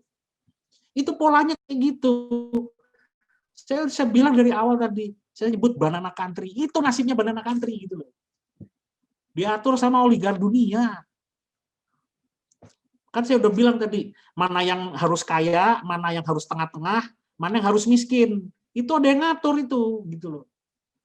Wow, itu nggak kelihatan itu kaum dari mana, saya nggak jelas deh. Di setiap negara ada itu. Nah, sekarang yang men-challenge itu ya Cina, ya, Tiongkok. Nah, Tiongkok juga sebenarnya sudah ada oligarnya di situ. Masuk, jadi oligar global ini juga udah masuk ke sana gitu loh. Nah, itu yang dilawan sama Presiden Trump. Ya, Donald Trump di Amerika. Melawan itu juga. Ya. Itu makanya rumit lah kalau udah ngomong oligar. Jadi kita itu masih sebagian kecil aja Indonesia itu dimainin sama mereka itu. Nah, itu loh yang kita selalu dikenal. Jadi kita belum sepenuhnya berdaulat. Karena berdaulat itu dominasi, ya. Kalau kita mau berdaulat misalnya Korea. Korea tuh tahu nggak industri apa yang dominan? Yang nomor 1. Tahu nggak? Make up. Dandan itu loh. Kalian kalau nonton drakor atau lihat BTS, itu kulit cowok aja nggak ada pori-porinya tuh. Itu kan karena make up. Cewek-ceweknya ya mulus-mulus banget mukanya ya. Saya nggak usah nyebut bagian tubuh lain, tapi aku ngeliat muka aja deh. Mukanya mulus, nggak ada pori-porinya.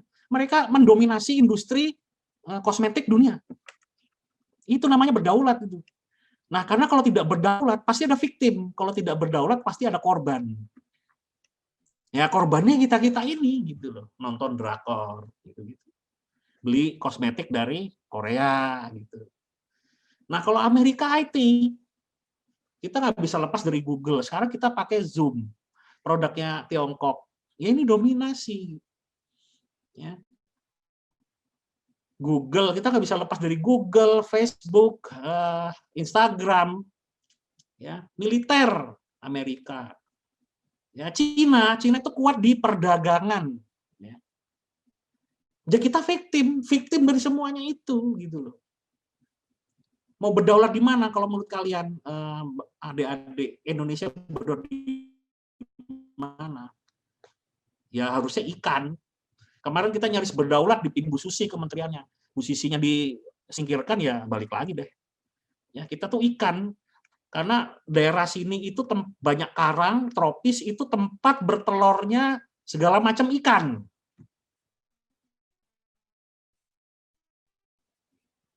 Bayangin sama Bu Susi udah dijagain tuh selama 5 tahun kemarin.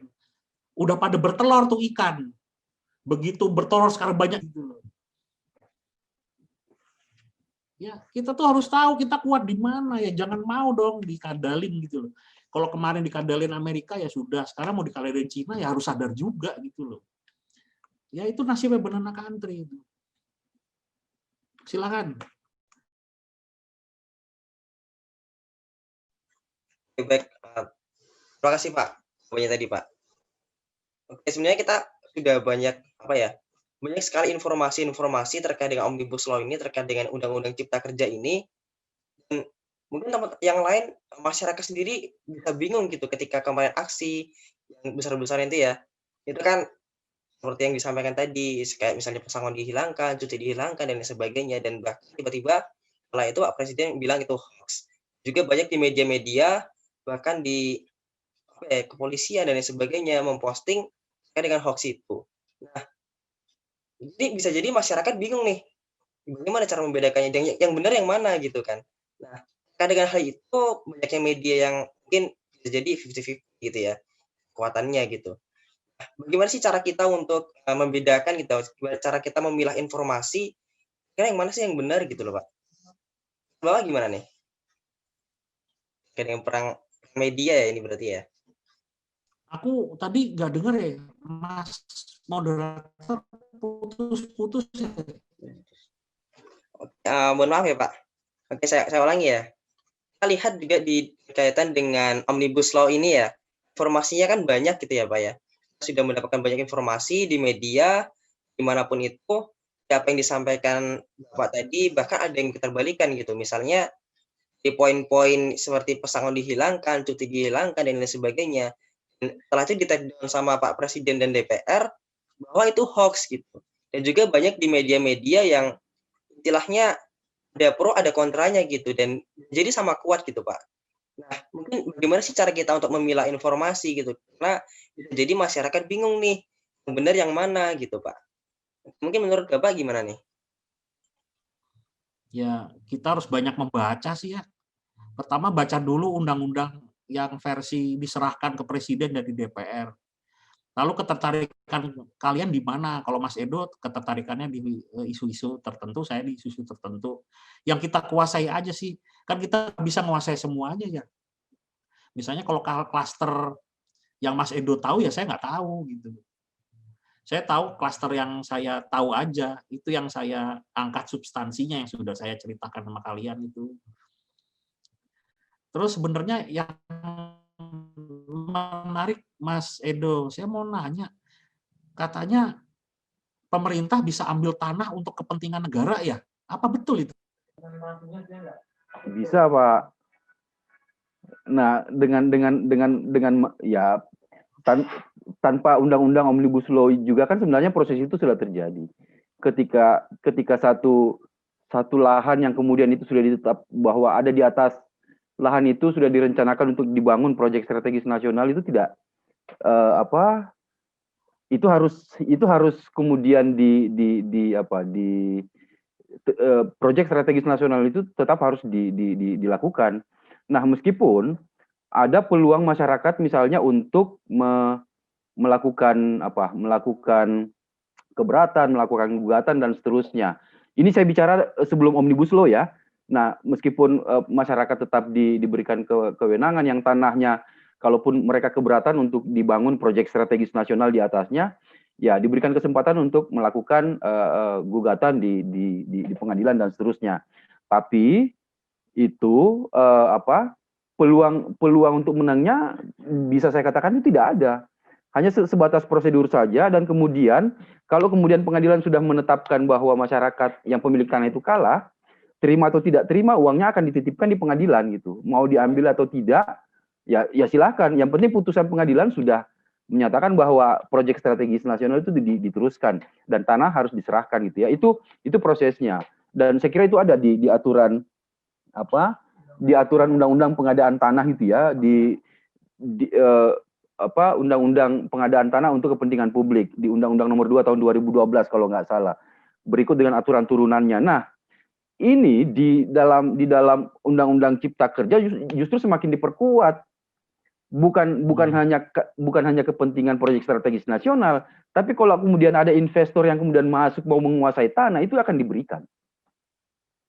Karena semua yang namanya investasi dari luar untuk masuk dan kemudian beroperasi di Indonesia pasti dikategorikan sebagai proyek strategis nasional. Jadi meskipun tanah adat, meskipun hutan lindung, cagar alam. Ya, karena pertanyaannya kan ada nggak kawasan yang saat ini yang bisa terhindar dari yang namanya proyek strategis nasional? Itu nggak ada. Kalau dia kawasan lindung atau apa, kan ada prosedur yang bisa diusulkan oleh oleh pemerintah daerah, entah pelepasan kawasan hutan atau penurunan status kawasan dan seterusnya. Itu bisa. Ya, nah itulah yang kemudian menjadi apa? Dan parahnya sampai hari ini yang misalnya bahwa hutan adat harus dikeluarkan dari hutan negara sesuai dengan putusan Mahkamah Konstitusi itu yang belum dijalankan. Padahal Mahkamah Konstitusi juga menetapkan loh bahwa hutan adat itu adalah hutan hak. Jadi dia harus dikeluarkan dari hutan negara, tapi itu juga masih jauh dari apa harapan yang didorong oleh kawan-kawan masyarakat adat gitu ya. Apalagi yang lain itu tidak hitungan 3 itu sudah keluar, pasti bisa dilakukan gitu. Kalau tanah yang dikuasai oleh masyarakat pun 10 tahun, 20 tahun, 30 tahun itu bisa diambil alih oleh yang namanya proyek strategis nasional gitu. Ya, oke. Makasih Pak itu. Siap. Saya respon sedikit yang soal hoax itu ya, yang hoax itu. Ya, saya kira pemerintah dan DPR RI sampai hari ini itu masih punya peluang untuk mengatakan bahwa itu adalah hoax ya. Kalau kemudian karena sampai hari ini kan rancangan itu belum dicatatkan sebagai lembaran negara yang resmi dan belum keluar dalam bentuk undang-undang gitu ya, belum ada nomornya gitu ya. Jadi saya kira prosesnya itu akan masih terus berjalan. Apakah kemudian nanti Presiden mengembalikan DPR itu bisa saja terjadi gitu ya. Dan kemudian dari yang draft terakhir 812 halaman ya bisa bertambah, bisa juga berkurang gitu ya. Kalau kemudian ada hal-hal lain lagi yang terjadi. Nah, dan saya kira peluangnya untuk pemerintah mengatakan hoax itu ya masih sangat terbuka juga, karena sampai hari ini pun belum ada keputusan, belum secara resmi dicatatkan sebagai lembaran negara itu ya, dan keluar nomornya. Kalau kita ingat prosesnya kemarin yang soal RUU Minerba yang kemudian terus dipaksakan, didesak juga untuk dibahas dan kemudian tiba-tiba disahkan, itu kan tidak berapa lama kemudian itu langsung tiba-tiba kemudian muncul, tercatatkan di dalam lembaran negara menjadi Undang-Undang Nomor 3 tahun 2020. Nah, saya kira prosesnya itu masih sangat terbuka. Nah, bagaimana cara menghindari itu ya mau tidak mau kawan-kawan mahasiswa juga harus mempelajari itu, ya kan?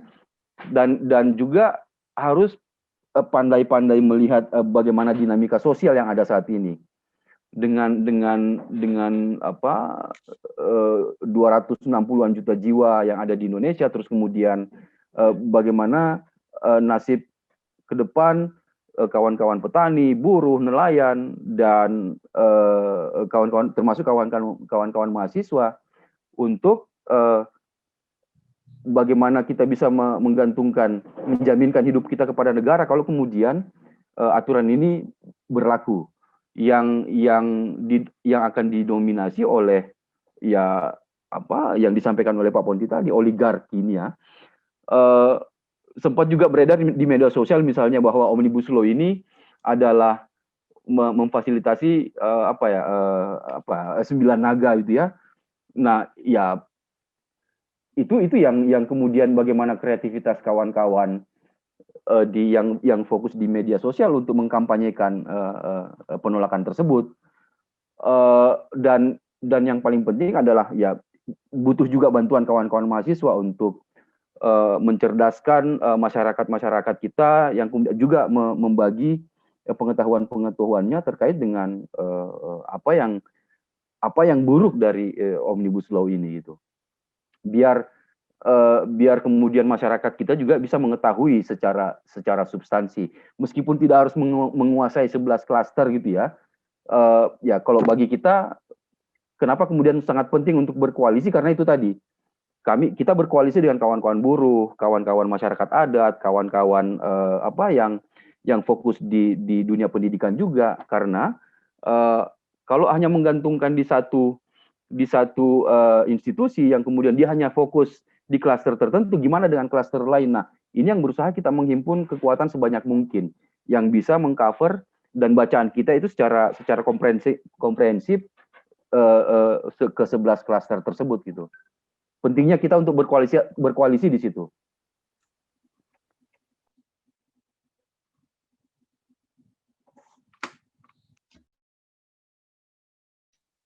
Oke, terima kasih Pak Ide ya. Jadi tadi menarik juga berkaitan dengan lahan ya, di mana pemerintah bebas mengambil lahan gitu ya. Nah, kita tahu juga kan beberapa waktu yang lalu ya, atau beberapa bulan yang lalu sempat ada kabar bahwa Presiden Jokowi itu memberikan diskon lahan untuk investor. Kan Moderator, menarik. saya bukan bebas ya, tapi bisa. Bisa ya? Oke. Arti bebas dengan bisa itu beda gitu ya. Oke, baik. Terima kasih Pak atas klarifikasinya tadi ya, Pak. Oke, jadi pemerintah itu kan bisa mengambil lahan gitu. Kita tahu beberapa waktu yang lalu itu ada diskon lahan untuk investor gitu kan. Di sisi lain, itu lahan-lahan dari masyarakat kecil, dari rakyat kecil, itu kan pada digusur gitu loh. Kan istilahnya memberikan, mungkin bisa jadi untuk memberikan karpet merah itu tadi gitu. Nah, terus juga kemarin saya membaca laporan Omnibus Law ya dari Gerakan Bersih Indonesia gitu. Juga Fraksi Rakyat Indonesia. Di sana memaparkan berkaitan dengan oknum-oknum yang menjadi asal muasal disahkannya Undang-Undang Cipta Kerja ini gitu. Nah, sebenarnya apa sih yang membuat oknum ini bisa memperbesar perusahaan tambang mereka gitu? Dan saya juga baca perusahaan ini kan nantinya bakal punya kontrak 90 tahun gitu. Nah, apakah di sana juga diatur berkaitan dengan rehabilitasi lahan hasil penggalian gitu, Pak? Mungkin Pak Ido mungkin mau menjawab. Kalau teman-teman baca laporan itu yang kami buat kemarin, ya jawabannya cuma satu, karena mereka adalah bagian dari oligarki itu aja. Mereka adalah bagian dari oligarki. Kenapa kemudian kita susah-susah menelusuri si ini, dan kemudian terjadi prosesnya, dan kemudian ada desakan dari DPR RI untuk mendorong pembahasan di tengah masa pandemi dan seterusnya ya. Jawabannya cuma satu, karena mereka adalah bagian dari oligarki. Oke. Terus ini Pak, nah kita tahu kan juga apa ya? Dulu ada revisi Undang-Undang KPK di mana yang melemahkan KPK gitu kan. Terus ada juga revisi Undang-Undang Minerba di mana yang sangat krusial ya, yang sangat kelihatan itu ketika maksimal apa ya istilahnya kayak penggalian tanah ya atau apa ya. Itu kan dulunya 25 meter nih. Tiba-tiba ketika disahkan yang baru yang direvisi itu menjadi 100 hektar gitu kan, menarik gitu. Ya, itu artinya bahwa batu bara itu masih menjadi komoditas yang bisa dieksploitasi di Indonesia.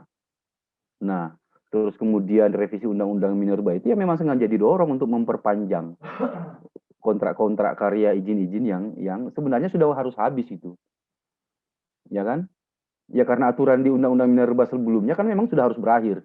Nah, karena ada desakan dari para oligarki, dan kemudian ya tahu nggak sih berapa persen anggota DPR RI sekarang saat ini yang background pengusaha gitu ya.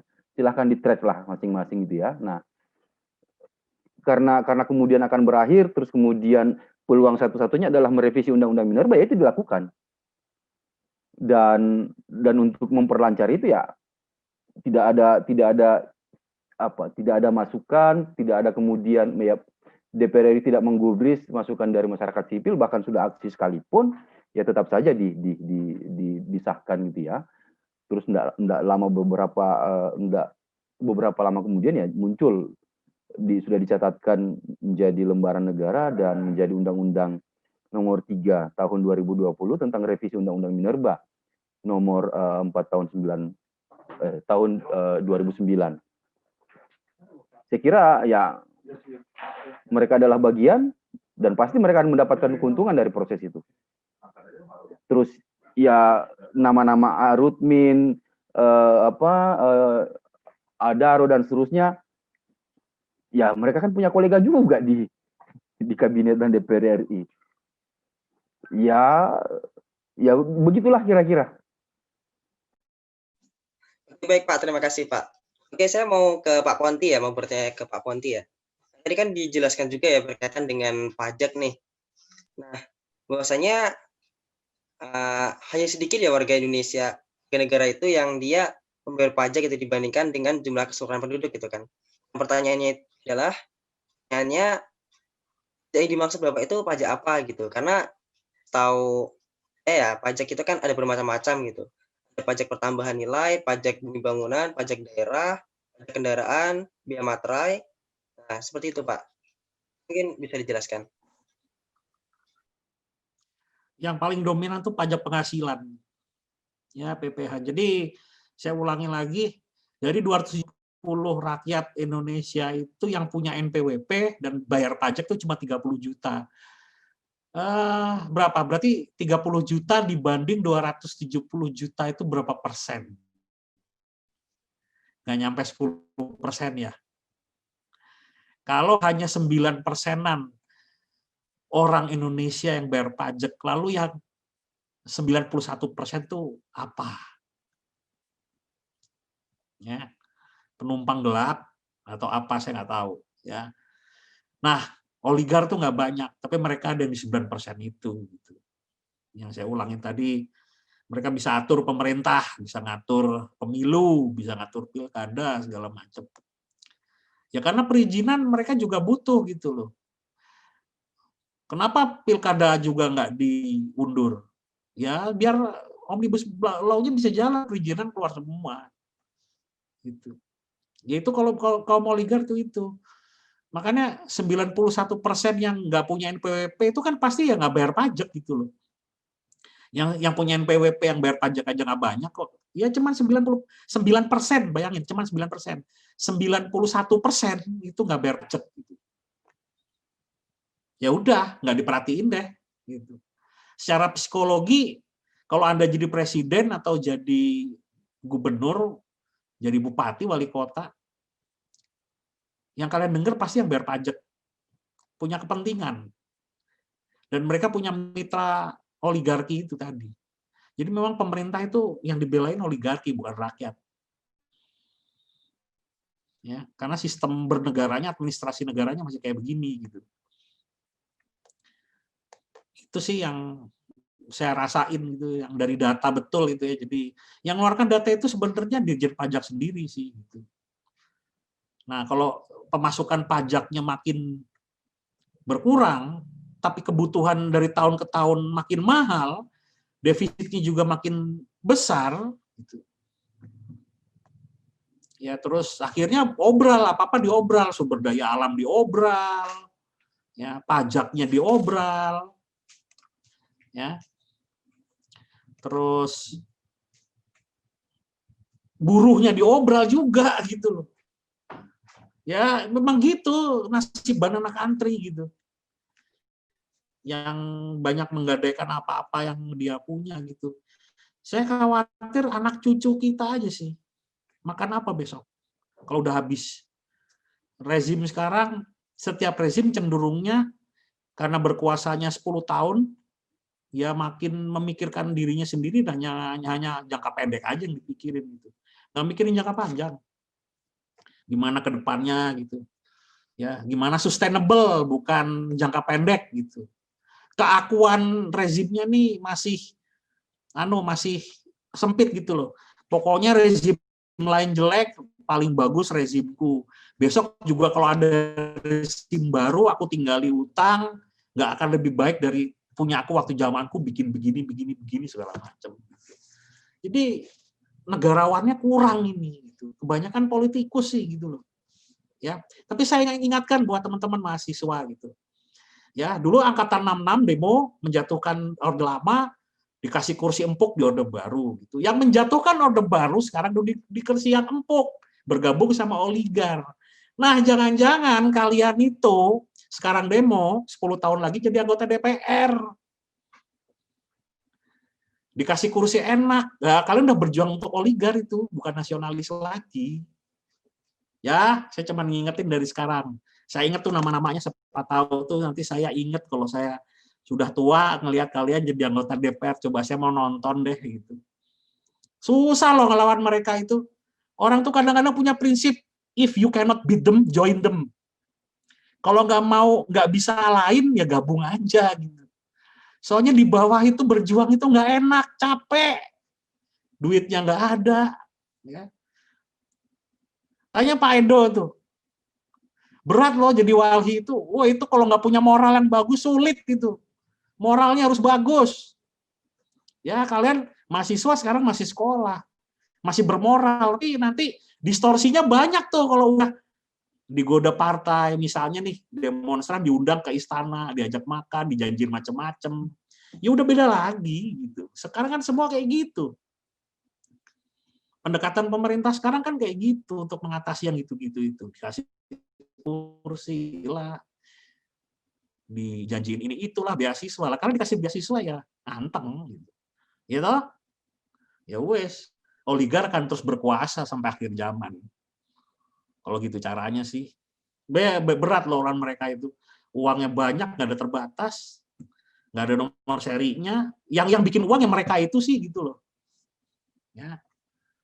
Silakan kalau mau nambah. Oke, terima kasih Pak Dia.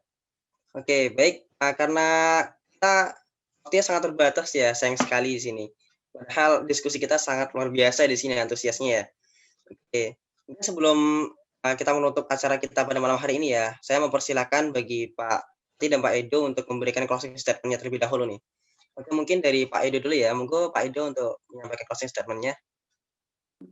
Ya, saya closing statement cuman mengingatkan ke kawan-kawan mahasiswa yang sudah mengetahui substansi Omnibus Law dan kemudian memang menganggap bahwa itu adalah undang-undang yang tidak patut diteruskan, sampaikan kesadaran individu Anda ke kawan-kawan yang lain yang belum mengerti, sampaikan bahwa itu tidak baik untuk masa depan bangsa kita.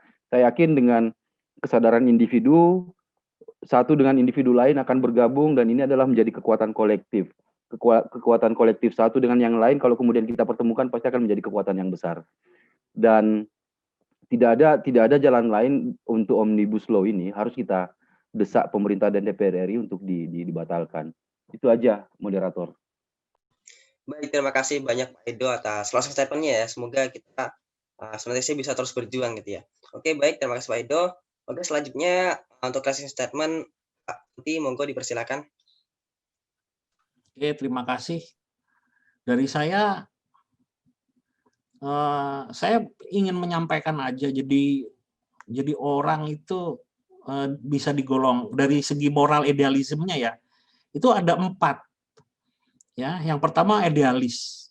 Idealis cenderung banyak musuhnya, nggak disukai, nggak populer lah orang idealis itu. Tapi pendiriannya benar, moralnya paling tinggi gitu. Yang kedua itu orang yang realis, orangnya realistis. Jadi nggak idealis. Oke, dia masih punya moral, tapi dia lihat realita juga gitu loh. Ya, jadi agak berkurang lah idealismenya, turun sedikit. Nah, terus turun lagi itu orang habis pertama idealis, realis, pragmatis. Pragmatis tuh bisa ngambil kesempatan di waktu yang tepat. Ya masih ada moralnya sedikit meskipun nggak setinggi idealis, nggak setinggi realis ya. Tapi dia masih punya lah. Dia lihat-lihat situasi gitu. Aku akan begini kalau situasinya memungkinkan, kalau enggak ya enggak gitu. Nah, yang paling jelek itu orang yang oportunis, moralnya paling rendah. Ya, apapun besok Anda jadi, mau jadi oligar, mau jadi pengusaha, mau jadi apapun ya, janganlah jadi orang oportunis gitu. Ya, oportunis tuh nggak ada moralnya itu, nggak ada akhlak kalau anak bilang sekarang. Pokoknya dalam mengambil tindakan nggak pernah mikir surga neraka, pokoknya keuntungan saya gitu. Nggak pernah mikirin moral, nggak pernah mikirin orang lain gitu. Orang oportunis itu nggak ada akhlaknya gitu ya, yang buat dia untung ya udah, pokoknya keuntungan laba itu nomor 1 gitu loh. Ya, yang lain nomor sekian. Nah, orang-orang oligar itu ya kebanyakan orang-orang oportunis di balik layar, ya, yang dimaju-majuin ya orang-orang yang tampil-tampil itu yang sebenarnya dikendalikan sama mereka gitu, ya. Dan sungguh melawan mereka tuh berat sekali. Kalau kayak saya bisa ngomong, saya ini apalah, cuman remahan rengginang di dasar toples gitu ya, kalau boleh diibaratkan gitu. Ya memang berat gitu. Di mana-mana ada gitu ya. Kekuatannya luar biasa. Jadi kekuatan idealisme masih harus dipupuk kayak Pak Edo ya, teman-teman mahasiswa itu kalau nggak dasarnya moral kayaknya nggak mungkin demo deh, nggak mungkin berjuang deh. Dan kalian tuh dibilang pemerintah itu ditunggangi segala macam, padahal kalau saya perhatikan demo yang berkelanjutan terus kayak gini itu pasti dasarnya moral, bukan ditunggangi tapi people power gitu. Ya beda sama demo yang ditunggangi. Kalau yang demo ditunggangi sehari aja dikasih nasi bungkus bubar. Nah ini udah seminggu nggak bubar-bubar. Kan itu berarti dasarnya moral toh. Bedanya demo zaman dulu waktu Orde Baru jatuh dan demo waktu Orde Lama jatuh, waktu Orde Baru jatuh, itu mahasiswa bisa bergabung dengan rakyat. Nah kalau sekarang, mohon maaf, kok kalian kayaknya berjuang sendiri gitu loh. Rakyatnya nggak ada yang turun, nggak ada yang ikut. Ya mungkin karena mas pandemi, atau rakyat sudah lelah gitu loh. Krisis, pandemi, bikin rakyat kehilangan tenaga, wes karepmu terserah. Ya. Kalau seingat saya waktu saya ikut-ikutan tahun 98 itu, rakyat turun ke jalan juga masalahnya. Nggak cuma mahasiswa, nggak cuma buruh. Ya buruh, rakyat, mahasiswa. Ya tahun 66 juga sama, tahun 65 66 juga sama, buruh, rakyat, mahasiswa. Tapi kok kayaknya sekarang teman-teman mahasiswa berjuang sendiri. Saya ikut prihatin sebenarnya. Rakyatnya ini udah terpecah belah betul. Ya. Ada yang makan hoax, ada yang nggak makan hoax gitu. Ya memang beginilah keadaannya. Karena hoax itu dianggarkan di APBN. Kalian kan tahu semua kan ada anggarannya. Ya itulah akhirnya seperti ini gitu. Ya jadi memang berat. Jadi orang bermoral itu berat banget gitu. Ya. Tapi saya salut mahasiswa masih punya moral, makanya mau turun ke jalan. Besok katanya mau demo ya, saya udah dapat share-sharannya tuh. Ya oke, saya cuman bantu doa sama ngasih masukan aja, isu-isu yang saya tahu gitu. Jadilah orang bermoral gitu, meskipun jalannya berat gitu ya. Terima kasih. Baik, terima kasih Pak Ponti, luar biasa sekali ya. Terima kasih Pak Ponti dan Pak Edo atas sharing-sharingnya, atas diskusi kita pada malam hari ini ya. Semoga diskusi dan juga ilmu yang telah kita lakukan ini dapat bermanfaat dan juga membuat kita tergerak hatinya untuk terus membuat Indonesia semakin lebih baik lagi gitu. Terima kasih Pak Edo dan Pak Ponti ya atas kebersamaan kita pada malam hari ini. Oke, teman-teman sekalian, alhamdulillah ya, rangkaian sesi diskusi pada malam hari ini sudah terlaksana dengan baik. Kita sudah mendapatkan antusiasme diskusi yang luar biasa dari narasumber kita, teman-teman kita, dan juga yang jelas dari panitia juga ya. Terima kasih telah merancang agenda ini dengan sebaik-baik mungkin ya. Props untuk kita semua ya teman-teman. Terima kasih Pak Ponti dan Pak Edo. Oke, dan terakhir sebelum menutup, saya akan memberikan quotes atau kutipan dari Insinyur Soekarno ya. Presiden pertama Indonesia. Bangsa yang tidak percaya kepada kekuatannya sendiri sebagai suatu bangsa tidak dapat berdiri sebagai suatu bangsa yang merdeka. Nah, maka dari itu teman-teman semua, marilah kita berjuang, saling mencerdaskan agar Indonesia benar-benar menjadi lebih baik untuk kedepannya. Oke, terima kasih teman-teman sekalian. Kami tunggu di acara diskusi berikutnya ya. Saya Fadli Rian Wicaksana undur diri. Kurang dan lebihnya saya mohon maaf. Terima kasih. Wassalamualaikum warahmatullahi wabarakatuh.